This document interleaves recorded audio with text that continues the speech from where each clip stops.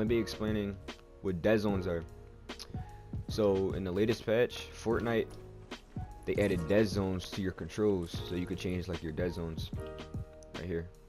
So what Deadzones are is basically how responsive your controls are. So it's like your response time. Okay, this is the smallest Deadzone, right?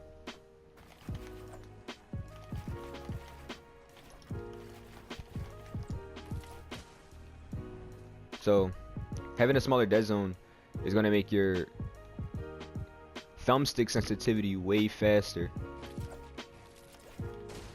So if you're like, I would suggest like if you're like a better player, you use like a smaller Deadzone. But with the smaller Deadzones, you gotta be careful because you see how sensitive it is. Like I'm not even touching my thumbstick, and my controller is like drifting away. Like so, you gotta be careful if you use it like the lowest or a very small one. The disadvantages of having a small Deadzone is how sensitive it is. Since it's so fast, you're not gonna be able to hit like all of your shots unless you're a god. But I doubt you're gonna be able to hit all your shots. So this is the highest Deadzone that you can have.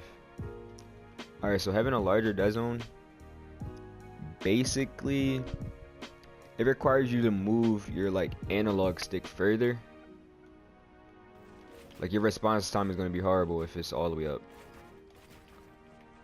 Like you gotta, it's so delayed, like it's horrible to have. Like look how slow it is, bro. I'm not even doing this on purpose, it's just so bad, it's so slow to have like the largest Deadzone, so I wouldn't suggest it. So what I play on, since my sense is 740, 690, so it's kind of high up in like the 0.7s, right? I try to balance it out with like a medium Deadzone.